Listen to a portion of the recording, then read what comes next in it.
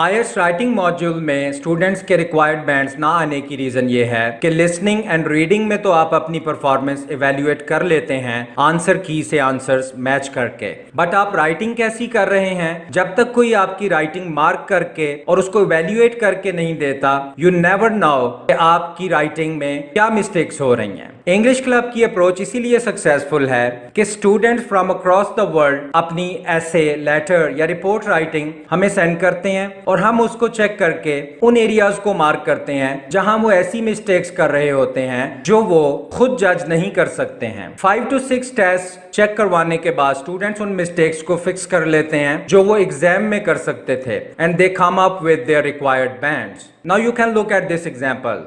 She is our student from UAE. जब इनकी first writing हमने इवेल्युएट की तो ये सब मिस्टेक्स थी that you can see in red color.